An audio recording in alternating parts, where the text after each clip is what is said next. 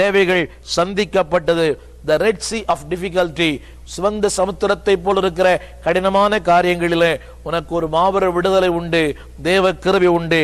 நான்காவதாக இன்னொரு மனிதனை குறித்து சொல்ல விரும்புகிறேன்.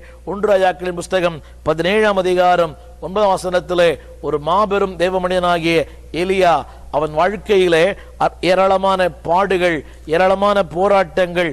இந்த போராட்டங்களுக்கு மத்தியிலே திருமறை சொல்லுகிறது, அவன் வாழ்க்கையிலே சோர்ந்து போனான். போதும் என் ஆண்டவரே, என் ஆத்துமாவை எடுத்துக்கொள்ளும் என்று சொன்னபோது, அப்படிப்பட்ட பாடுகள் மத்தியிலே, பயமுறுத்தலுக்கு மத்தியிலே அவனை தேடி ஒரு வந்தார். there is a seeking God.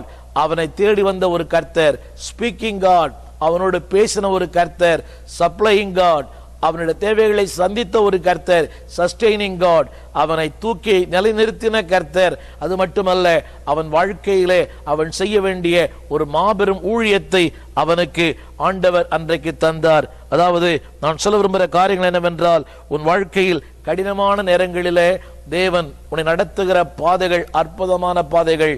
எலியா சோர்ந்து போனான். போதும் ஆண்டவர் என்று சொன்ன அந்த எலியாவுக்கு ஒரு தெய்வீக பாதுகாப்பு.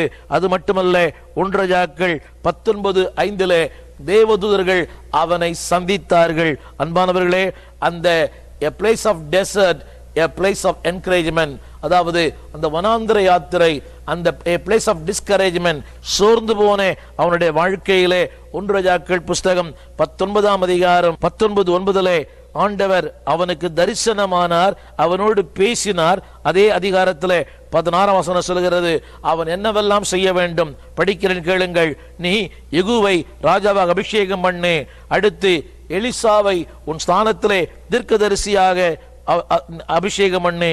இப்படியெல்லாம் சொல்லி தேவன் அவனை உற்சாகப்படுத்தினார். நான் சொல்லுகிற வார்த்தை என்னவென்றால், கடினமான நேரங்கள், சோர்ந்து போன நேரங்கள், there is a place where God will give the vision.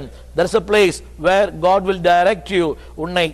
உன் பாதையை காட்டுவார், நீ செய்ய வேண்டிய பாதையை உனக்கு வெளிப்படுத்துவார். சோர்ந்து போன எலியாவுக்கு ஆண்டவர் தேவதூதர்கள் அவனை சந்தித்தார்கள். உன் சோர்வு தேவதூதர்களை சந்திக்கிற ஒரு மாபெரும் வாய்ப்பு.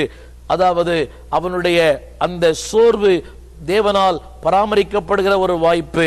அடுத்தபடியாக இன்னொரு வார்த்தை சொல்ல விரும்புகிறேன். வனாந்திரமும் சோர்வும் உன் வாழ்க்கையில் வருமானால், அன்பானவர்களே, தேவதூதர்கள் உன்னை சந்திக்க ஆயத்தமாக இருக்கிறார்கள் என்று பொருள். அடுத்தபடியாக மத்தேயு சுவிசேஷம் 4:13 வேதம் சொல்கிறது, பிசாசானவன் அவரை விட்டு விலகி போனான், உடனே தூதர்கள் வந்து அவருக்கு பணிவிடை செய்தார்கள்.